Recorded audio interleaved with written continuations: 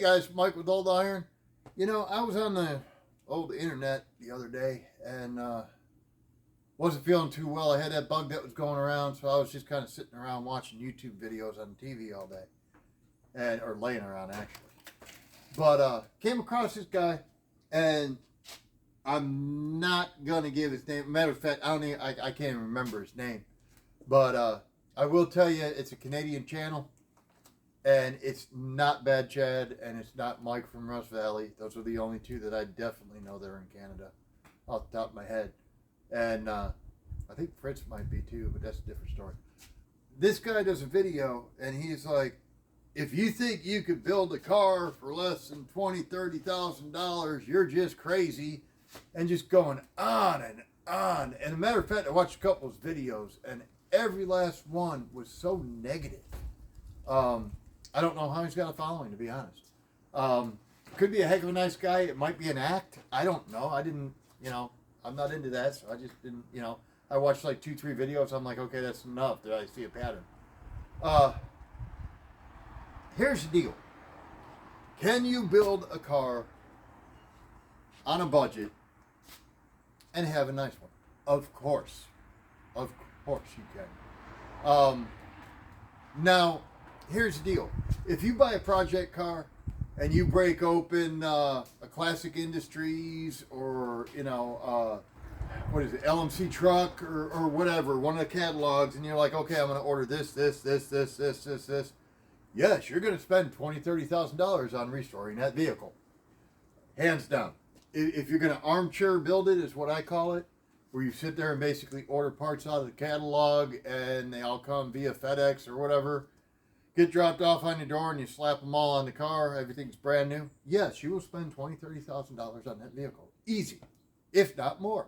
That's not what we do here. That's not what I intend to do here. That's not what this channel's about.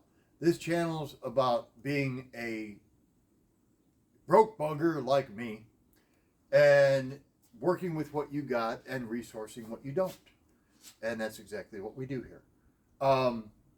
For instance, this truck, okay, there ain't a bunch of people out building a bull-nose Ford truck, okay? I think they're kind of cool trucks, but would I go out hunting for one because I like that body style or something like that? Nah, I'd get a little square body short bed Chevy, actually. But I got this truck. It was sitting 2 doors down underneath the shade tree, just full of garbage. And I go by there, and he'd be working on it every once in a while in the summer during nice days. He had a hood open. Could not get it to run. Could not get it to run. So he's like, this is wrong with it. I can't get the title for it, yada, yada, yada. And I asked him what he wanted for it, just because I was going to pull the motor and trans and put it in one of the Mustangs. You know what I mean? Because I knew the motor and trans had been gone through. So he shoots me a price of, I want to say $600. Okay? I'm like, bet. You got it. Okay? So I told him, I said, I'll pick it up next weekend, because he'd be home and I'd be home, and we just get it done. It's only 2 doors down. We're just going to push it down here. And he calls me midweek. He's like, I got the title. I'm like, cool. I didn't think much of it because at the time, this thing had bed liner over the whole truck. And it was peeling in sheets. If you go look at the original video on that truck, you'll see what I'm talking about. But to speed up the story here, we stripped it down. Now, I got a lot of hours into this thing, okay? Don't get me wrong. I'm not counting hours when I start throwing numbers out because I enjoy doing it. I'm not doing it to make a buck. I'm doing it because I enjoy it. So I paid $600 for the truck. It had a set of donks on it. First thing I did was stick the donks online. I got $450 for the donks, and they're in rough shape. Which brings me down to about $150 that I had into the truck. You see where I'm going with this, right?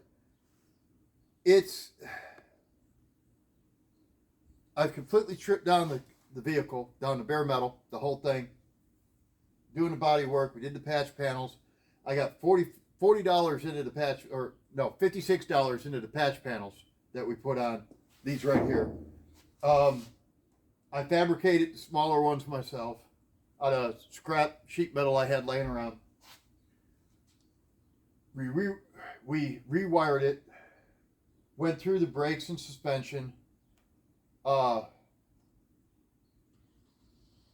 new fuel pump into one tank, pulled both the tanks, treated those, cleaned those out, got those all cleaned up.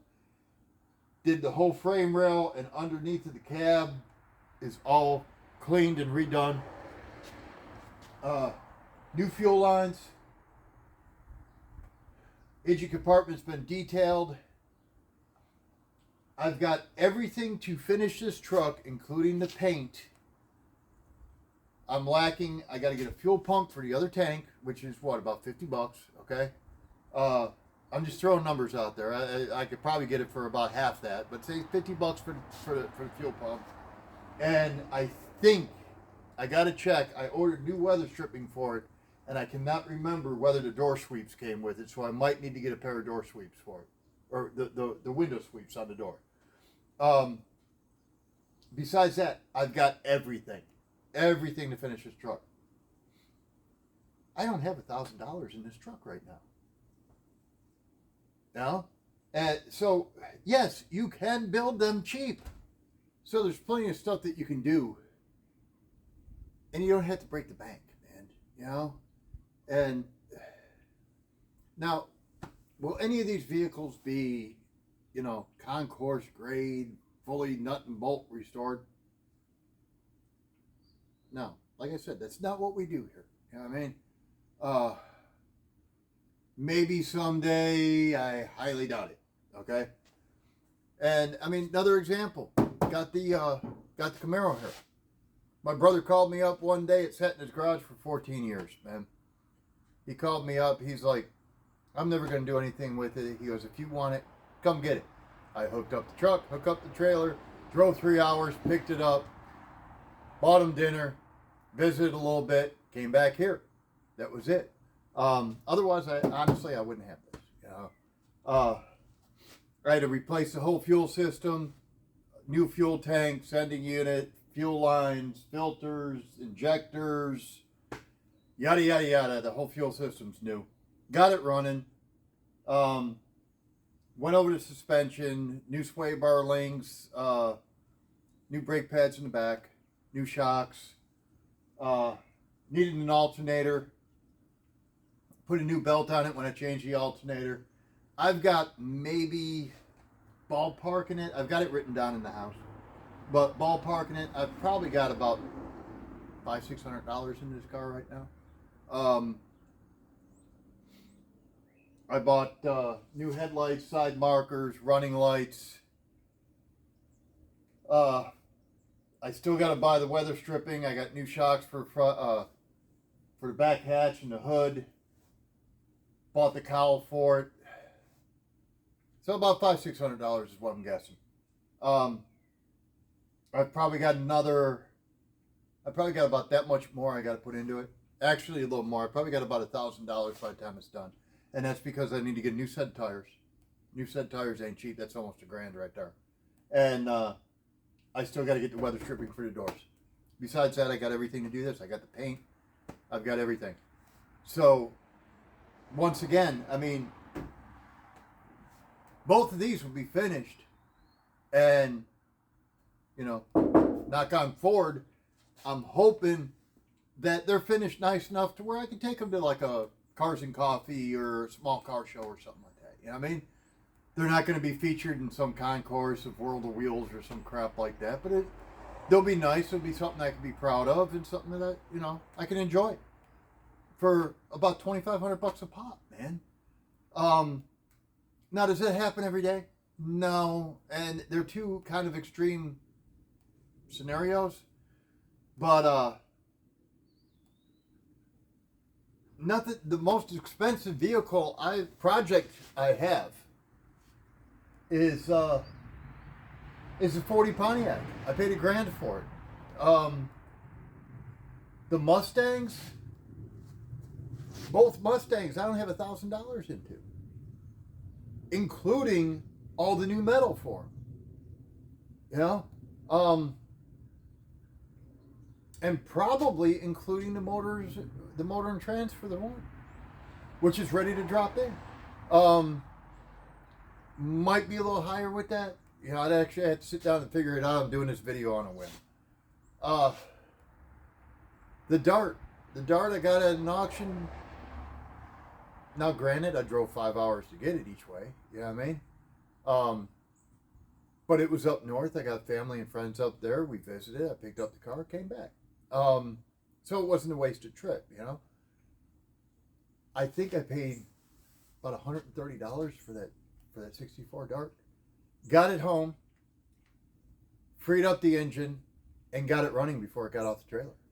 Now it needs a lot of work, and all the projects are big projects. These two are actually the ones that are the least involved. The Rat Rod, I had a 1999 Kawasaki police motorcycle.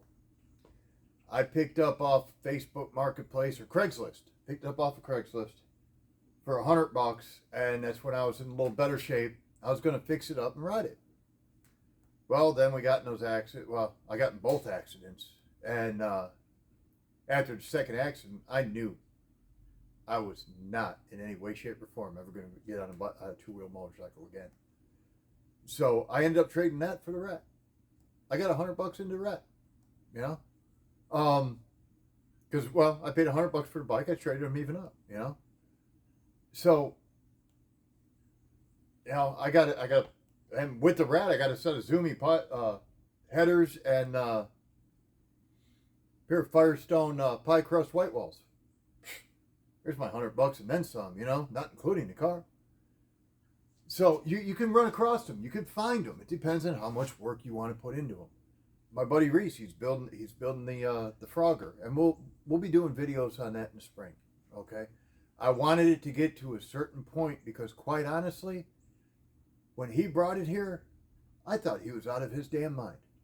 And well, if you met him, he probably is, but that's a different story. No frame. It had no frame. He bought the cowl and the rear clip and a set of doors. Now, it's a Ford cowl. I think he'll probably add in the comments down here, down below. But I think it's Chevy doors, and it's a Dodge rear clip. So I came up with the name Faji, Ford, Dodge, and Chevy. And we kind of changed that to Frogger because we brought it. He bought all the parts at the Frog Follies. It's come a long way. It really has. It still needs a lot of body work. I got to get it in the shop hopefully in the spring, and I'm going to go over it and I'm going to try to straighten out some of the body work. The rear clip was laying flat in the bed of my truck when we brought it home. So if that gives you any idea. And the front cowl, there was something alive in the gas tank, and it ended up being a frog. So it was meant to be called Frogger, But it's come a long way. It's getting pieced together. We got he's got a frame underneath it now. I found him a frame, and I found him fenders, and some tires and rims, and we found a back gas tank at the Hot Rod Nationals or Street Rod, Hot Rod Street Rod, the one in Louisville. We found a brand new gas tank for it. So it's coming along. It really is. And I don't know what he has into it. That's his business. It's not mine. So I can't quote you on the prices. But we've wheeled and dealed on that too, to get parts and pieces and stuff like that. And that's what you have to do. You can go to these swap meets and, if it's a bigger swap meet, if it's a multi-day event, car show swap meet, I usually set up and sell. I'll be in the swap area somewhere. And, for instance, I could sell, say, dual quad intake for $500, whatever. And some guy might come along and say, hey, man, I got these rims. Or, I'm set up over here. See if there's anything that you're interested in. And we do trading, or... I might sell that intake for $500 if I set of rims for $200. Still have $300 for other stuff. That's the way we function in this shop. there's no income streams coming to the shop. I don't use my house money or personal money, bill money, whatever, um, to fund these projects. That's asinine if somebody does that, because all you're going to do is get yourself in a hole and get yourself in trouble. You know, when I started working on this Camaro, I originally wanted a set of torque thrust rims up for it. I just like the look of it. I like the look of it on the Camaros. Ended up finding a set of, well, they're American racing, but centerline style, you know, and 2 new tires on the front and no tires on the back. And I saw them and I'm like, man, those are pretty nice. And he wanted $200 for a set, which ain't bad, you know. And I walked around a little bit. I was kind of hemming and hawing. Came back and I was looking at him again, and he came up and he's like, I don't want to load them. He's like, make me an offer. And I didn't want to insult him. And before I could even say anything, he's like, I'll tell you what. He goes, give me $100. You can have them. I reached in my pocket, gave him $100. I got a set of rims. You know what I mean? Ended up finding a set of torque thrusts at an auction. Nobody was bidding on any of this stuff. I got a set of 17-inch torque thrusts for the Camaro, which are in really nice shape. They need to be cleaned up a little bit. They're dusty. You know what I mean? They got like brake dust and stuff on them. So I got to polish them up. But they're not pitted or anything like that. They're not discolored. Got a full set for $12. $12 I got this set of torque thrust rims for. So you can find the stuff, man. You got to dig. You're not going to build the car in 3 months doing it the way I do it. It's impossible. You know what I mean? Because I'm constantly wheeling and dealing and looking and sourcing and checking Facebook, checking Marketplace, checking online auctions, checking swap meets and car shows. And you got to make connections. You gotta network. You know what I mean? And meet people, talk to them, and you know, say you got a 70 Nova you're building, and you start talking to this guy. Well, he had a 70 Nova 20 years ago, still has parts in his attic that he don't want. Come on over and get the damn things. You run into that a lot. You just got to talk to people. You know, you got to do what you need to do. So can you build a car for under $20,000? Yes, you can. Is it going to be an award-winning World of Wheels concourse build, you know, that you could take to these main shows and you could take to SEMA or something like that? No, man. You know, but you can build a nice running car that you could take to, you know, Cars and Coffee or your local car shows and just have a good time and be proud of it for pennies on the dollar if you do it right, you know? And a lot of that has to do with the economy, you know? So when everybody else is broke, you got to have some money in your pocket. And sometimes that's hard. You know, it's getting harder and harder nowadays, I'll tell you that. But it can be done. And I'm here to tell you firsthand, it can be done. Wheel and deal. Think outside the box. And yes, you can build a nice runner, something decent, you know, either a daily or, you know, kind of like a drivable show and go type thing, you know what I mean? To where you don't have a $20,000 paint job on the damn thing, you know what I mean? You might have a single stage. But, I mean, if it looks good from 5-10 foot away, it's good enough for Cars and Coffee. And you can still be proud of it. You know what I mean? It don't have to be perfect. I get a lot of shit, especially from my buddy. Because he's like, it's good enough. Just paint the fucking thing. Yeah. He's like, it's good enough. Just paint the thing. And I'm like, no, I can see problems. If I can see them, I'm going to fix them. So, I mean, I try to do everything the best that I can to my ability. And I think that's the way everybody should do it. Don't half-ass it if you don't have to, you know? It's like, you know, drawing a picture. You can either draw stick figures and just be done and over with it, and you've got your little pictures of stick people on a piece of paper. Or you can take your time and actually try to draw a nice picture. You know what I mean? And it might not be the Mona Lisa or, you know, the Sistine Chapel or whatever, you know? But it's the best that you could do. And if you do a car the best that you can do, it don't matter what anybody else thinks, man. It don't matter how it looks, as long as you're happy with it, you know? So get out there, find something, start turning wrenches. Do me a favor, like and subscribe. Really appreciate it. And get out there and create something. You know what I mean? It's an art. For me, it's an art, okay? I don't do this to flip them and make money. Now, when I get done with this truck, I might flip it, or I might keep it as a shop truck. Same with the Camaro. It might be my daily. Somebody offers me enough, it's gone. Everything's got a price tag, you know? Yeah, I'll sell Tammy if the price is right. Actually, I'd probably give her away. Don't tell her I said that. So, that's where you're at. Get out there, create something.